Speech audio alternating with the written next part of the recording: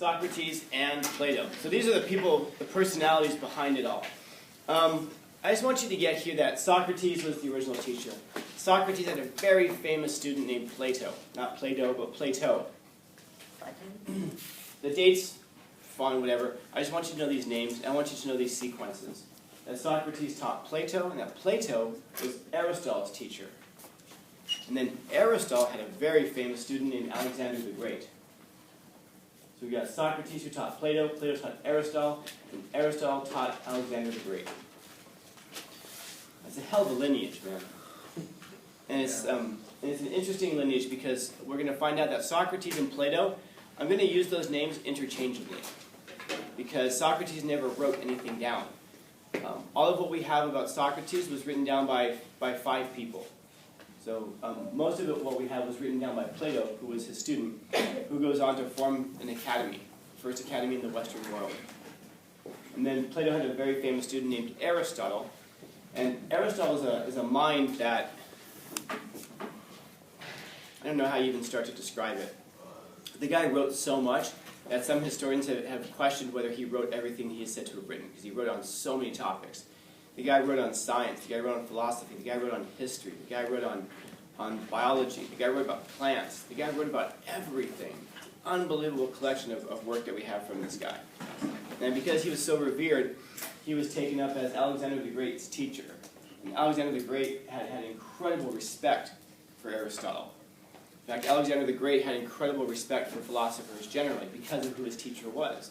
He recognized that he would not have become who he was. If you don't know who Alexander the Great was, Alexander the Great controlled an empire that was goddamn enormous. Imagine one guy who does all of this.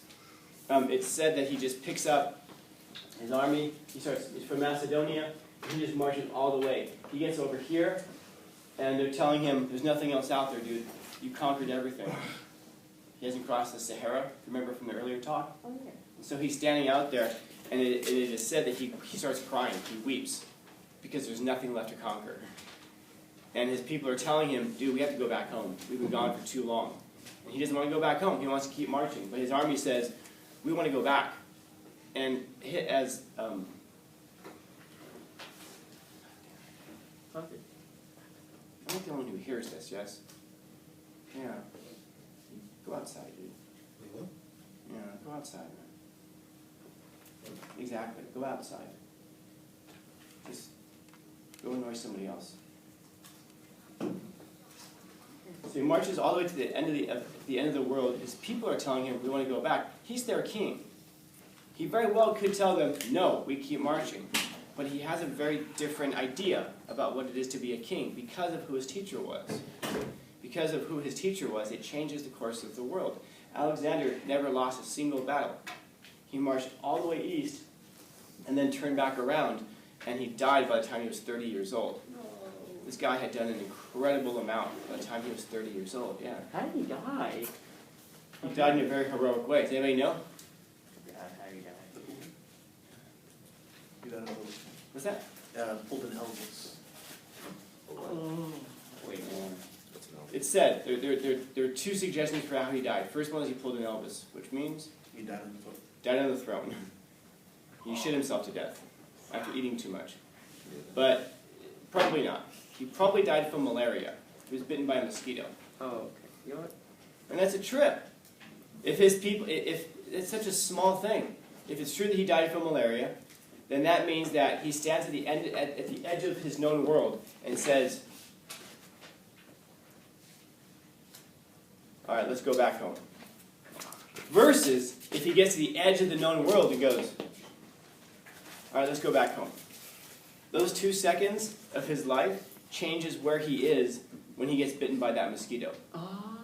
You follow? It's like the butterfly effect. Yeah. Something so small that, and who knows, maybe if he left 2 seconds earlier, maybe he'd been bitten by a different mosquito and gotten something else. Maybe if he had left 10 seconds later, he'd have died in some other terrible way. Yeah, come back when I'm not talking. So any small change, and that changes the whole course of the world. It's unreal. And then the thing is, you can go crazy thinking about that stuff. But the truth of the matter is, you never can tell. So when you're asked, like, something that happens in your life, some kind of major thing, that if you just hadn't been there at that moment, was it good or bad? The answer probably is just yes. Because if that hadn't happened, who knows what would have happened to you? And so, anyway, Alexander gets all the way to the edge of this empire. He turns around. I've told you that when he's going back, he meets Diogenes, the great philosopher. One of my favorite philosophers. Never wrote anything down. The only stuff that we have from Diogenes is the stuff that was said about him, which is phenomenal. And my favorite story is when Alexander the Great's marching back. He's Alexander of Macedonia, and he encounters the homeless philosopher Diogenes, who owned nothing in the world except for the garments that he was wearing. He owned a cup at one point, but he got really angry one day because a little kid went running up to the well and was drinking out of the well with his hand, and then went running away. And Diogenes got mad and he threw his cup because a little kid figured out how to live more simply than he did. He didn't need the cup, so all he had was the garments. And he lived in the city of Corinth, and he was referred to as the dog of Corinth. And if you asked him why, well, if you asked the people why, they would say, well, that's because Diogenes just shits and pisses where he pleases, and he eats trash, like a dog. And if you ask Diogenes why they call you the dog of Corinth, he'd say, oh, it's because I bite people who are mean to me, and I'm kind to people who are nice to me. And one day he's just sitting in the middle of the street, because that's what he does, and Alexander the Great with his whole retinue walks up to him. And they ask him, do you know who I am? And Diogenes looks up, because Alexander had heard about this great philosopher Diogenes. Who the hell is the king of the world who wants to meet a homeless man? Alexander the Great, that's who. Because he recognized that being homeless did not mean that you were not wise. And he approaches Diogenes, who's sitting in the street, and he asks him, do you know who I am? Diogenes looks up and recognizes everything and goes, yeah, you're Alexander of Macedonia. He says, then you realize I'm the most powerful man in the world. And Diogenes says, well, that's questionable, but what do you need? And he says, well, no, I've heard of you, and I have tremendous respect for you. I'm in awe of you. And so, knowing who I am, you know that it's within my power to bless you with anything. I want to bless you. What do you want? Name it, it's yours. Imagine if Jeff Bezos walks up to you and says, hey, I've heard about you. You know who I am? Yeah, you're one of the wealthiest men in the world. Yeah. So, you know it's within my power to give you anything you want. What do you want? Anything. You name it. Start thinking about the things you would name. Instead, Diogenes says, anything I want, anything you want. Get the fuck out of my sunlight. Because they were standing around him, and they were blocking the sun. All he wanted. Alexander laughs. And he says, if I were not Alexander of Macedonia, I would want to be Diogenes. And Diogenes says, I understand. If I were not Diogenes, I too would want to be Diogenes. I believe me too. Yeah, there's these great stories about him. And I've wondered here, thinking about this, who was more powerful? Diogenes or Alexander the Great? Now, of course, Alexander the Great commanded an army. Of course, he had all that. But when you're Alexander the Great, what do you have to worry about? What can be taken from you? Everything. What can be taken from Diogenes? Nothing. Nothing. Only his cloak. And if you took away Diogenes' cloak, well, geez, that would bother you more than it would bother him. So you could take anything from him. And again, this was a guy who, be delicate. Diogenes was arrested. Let me say, this is never mind. It's a college story. Remind me sometime. That's a good story. Anyway, he's arrested for lots of stuff, Diogenes, and it's always just like, dude, just stop doing it. Like, for example, he would go to the marketplace and just take a dump in the middle of the marketplace. Why? Because he wanted to. That's all. And it was amazing because we think about people like that today, and we're like, oh, I know a guy like that. He's down 7-Eleven all the time. No, with Diogenes, they recognized that he wasn't just doing this because he was crazy. He was very wise, and people would hire him to come be teachers. But then they stopped hiring him because he would take a shit in your house in the living room. That's just what he would do. Yeah. But it's interesting, you have a guy like that, Alexander the Great, who's so humble that he would still, talk to a guy like that. So, anybody ever see this painting before? School of Athens? School of Athens. Yeah, it's a really famous painting, if you haven't seen it yet. Damn. Yeah, it's by Raphael. If you ever go to the Vatican, again, you really should go to the Vatican. This is right down here is a door. And then right over here is another door. So this is a painting that's on a wall, like maybe the size of this wall right here. And then there's a doorway, and there are two doorways, you go in and out of it. So it's like, it'd be like it was painted up here, and you can go to that door over there. Yeah, it's a huge painting. And anyway, if you ever see this, each of the people in this painting it represents somebody. And so we have over here Alexander the Great, we've got Socrates, we have Plato and Aristotle talking, we got Diogenes who's kind of just chilling, because that's what he does. We have Michelangelo, who we're going to talk about in the text after this one right here. So these are all the famous people. You recognize Mona Lisa, if you're into Da Vinci's paintings? Yeah, everybody here represents somebody. But I like this because you've got Socrates talking over here to Alexander the Great, who's off to the side. But the two central figures are Plato and Aristotle, the foundation of Western science. I Yeah. have to comment this. Holy shit, everyone's here. What the Yeah. fuck? What the Yeah. fuck? I gotta look It close. just looks like a bunch of people, you know? But I love the fact that he puts Plato and Aristotle there, and they're walking, and they're just, he's just, Plato's like, and why is he pointing upward? We're going to find out why he's pointing upward in just a short bit. And then they're walking, and what are they about to trip over? Diogenes. I love that image. Diogenes is just chilling. He's just there. And he's just just lounging about, and these two great minds are just their heads are so much in the world around them. Plato's mind is up in the sky. Aristotle's mind is up on the earth, as you can see, but both of them are going to trip over Diogenes, a person who actually lived a life. You look left and right now. So Socrates, he kind of looks like this. Yeah, we have a statue. A really ugly dude, man. A really ugly dude. He's known for being ugly. Well, he really is. Even he's very famous in his own day. There were plays that were written about him and making fun of him. One of them was called Clouds by Aristophanes. And Socrates would go watch the plays when they made fun of him. And he would stand up in the audience so that way everyone would know that it was him that they were making fun of. And he was known for being very ugly and fat and a weird beard, yeah. This is my man right there. This is my role model, yes. What did everybody react when they saw him getting making fun of in the background? Did they ever mention him whatsoever? Oh yeah, because everybody hates Socrates in his lifetime. What did he do? We're going to find out. We think of Socrates as he was such a wise man. I might be getting ahead of it a little bit, but, well, actually I'll explain the next slide. So anyway, the dates of his life, this is on the quiz. Just because. Just because, damn it, it should be.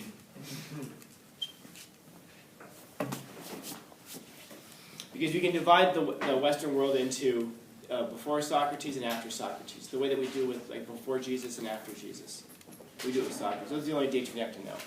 470 through 99 BC. So that should be an easy point on your quiz. All right, so he's an Athenian philosopher. He's known for the Socratic method. Do you guys do Socratic seminars in some of your classes? Yeah. Oh yeah. Okay.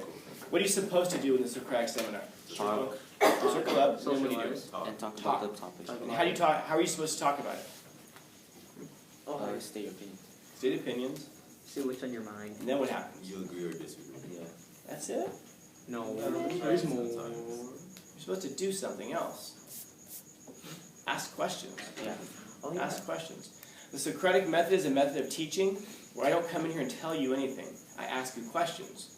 And then by asking you questions, you arrive at the answer on your own. You follow? Yep.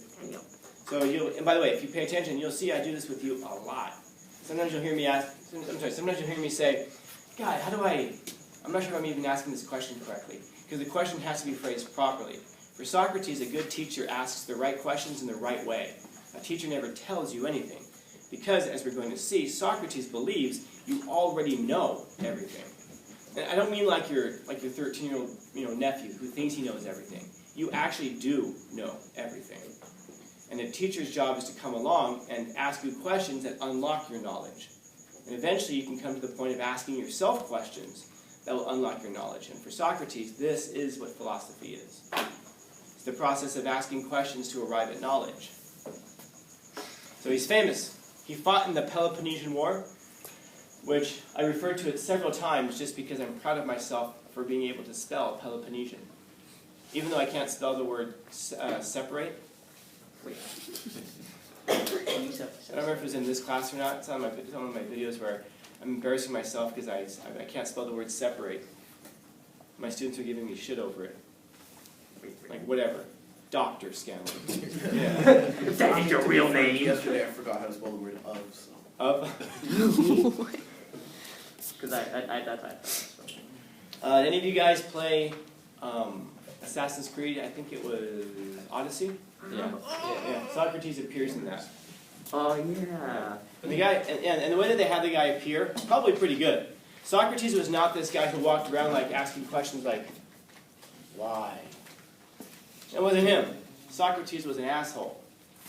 Socrates he referred to himself as the gadfly of Athens, meaning that his job was to go around and sting people and piss them off.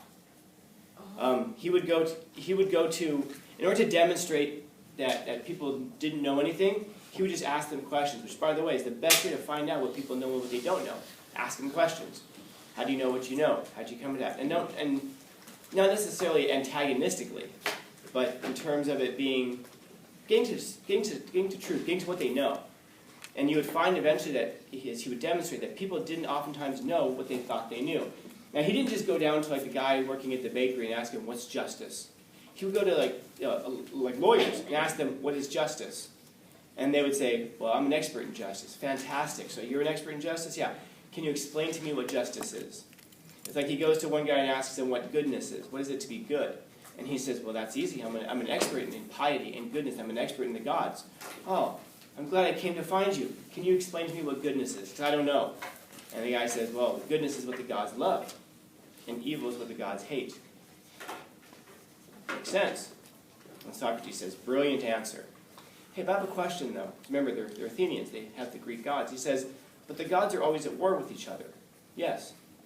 So then there could be one action, like telling the truth, that some of the gods are going to love, but then other gods are going to hate it.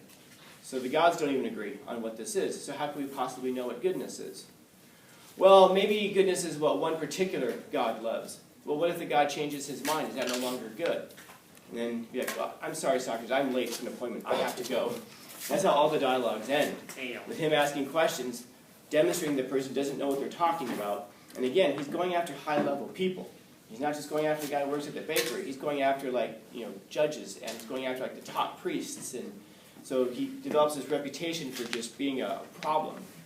And so, strike one against Socrates. They hate him because he's asking people questions. Now, what happens when we see somebody who's challenging those kinds of authority figures? Well, people start to follow. People are like, yeah, that's right. And particularly young people. So young people see him attacking, he walks in, he attacks his professor. It shows the professor doesn't know anything. And he walks out like, okay. And then all the people are like, why am I learning from this guy? I got to learn from Socrates. So people start following Socrates, which is dangerous for Socrates, because now we have strikes too.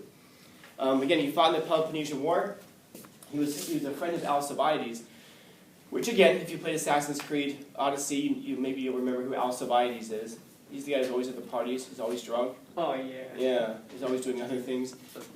That's exactly what he's known for. So Alcibiades, so at the time of the Peloponnesian War, you have Athens and they're fighting against Sparta. You guys remember the movie 300? Yeah. That was the war Socrates fought in.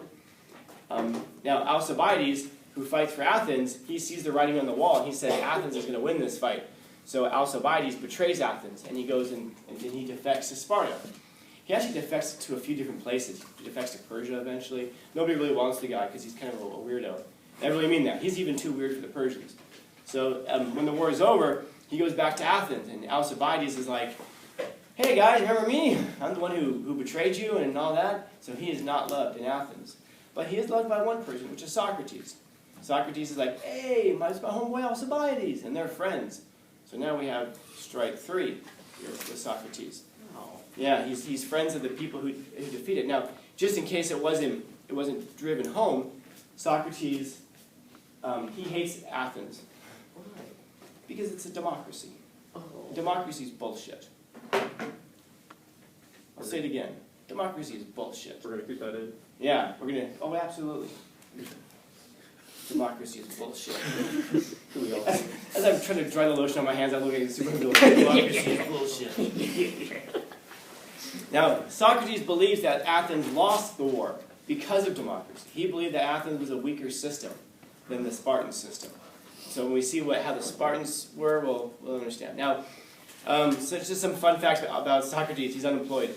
He didn't have a job. Oh, he's poor. No, he's very wealthy, actually. Oh, 40 Yes. years. Because he marries a very wealthy woman. That's one way to get rich. Yeah, her name is Xanthe. And I mentioned her name because her name is important to me. Her name is Xanthe. That is on your quiz. Know her name. She's 40 years younger than him. Yeah, so he gets married, he's in his 60s, she's in her 20s. He's a philosopher. What do you want from him? Damn. I've told you, if he's a philosopher, if he's a poet, if he's a musician, this is what they do. Yes. Yes. Yes. I'm not gonna judge. I'm not gonna judge. I'm talking about myself. I'm not 60 years old. How do you say her name? Wait. Xanthe. Sam. Yeah. Damn. And I mention her because she was very wealthy, and she was connected. Her father was a senator, which is what kept Socrates alive as long as he was alive. Other than that, she was an absolute horrendous, terrible bitch of a wife. I'll explain what I mean by that. And by the way, she's known throughout history as this. Shakespeare writes a play called Taming of the Shrew about a terrible wife, and he compares her to Xanthe. So Xanthe was an awful wife. So for example, her and Socrates had some children. Okay? Okay.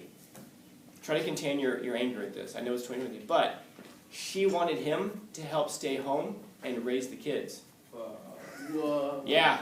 She? No way. Uh-huh. Yep, she expected that. She wanted him to help raise the children that he made. Can you believe that? Oh my. Terrible. Terrible woman. She, this is unbelievable too. I almost have trouble saying this. She wanted him to get a job. Oh my God. Can you believe expecting her husband to get a job? And she wanted him to stop hanging out with the boys all day and actually come home. I know. I know. She's crazy. Oh. Yeah, she's the original cray, man. And and by the way, this is how she's portrayed in his dialogues too. She shows up sometimes and she's like, dude, come home. And he's like, nah, I gotta do philosophy. Me and the boys are doing philosophy. Can't do it. And Socrates actually says something to the effect of, if you find it, he says essentially, get married. If you find a good wife, if you find a good woman, you will be happy. And if you find a bad one, you will be a philosopher. Oh. Yeah, he keeps throwing all these shots at her. And again, the only reason that he's even alive is because her father was a senator who protected him and kept him alive. And it bothers me that she's remembered as this terrible wife, right? She provided all the money. All she wanted him to do was help raise children, come home, be a father, be a husband. And by the way, it's not even portrayed as anything worse than that. It's portrayed as exactly that. And Socrates is still like, what a terrible wife.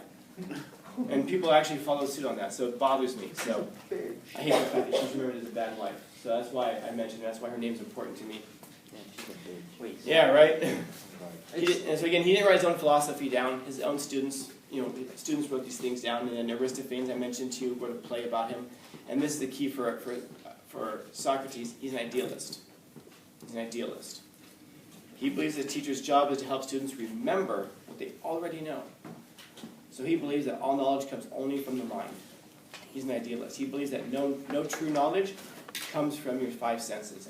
You can have true beliefs that come from your five senses, but not true knowledge. Yeah. Damn.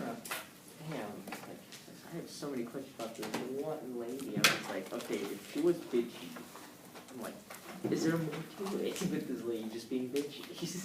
That's the thing. You just look at that. She was considered bitchy because she wanted him to get a job, raise his children, be home. By certain time. Yeah. But, yeah. Does what he was saying that it's from the mind and not from the five senses, for knowledge is just unlocked? Does that fall under unconscious, collective unconscious? You're goddamn right it does. Damn. And this is so fascinating.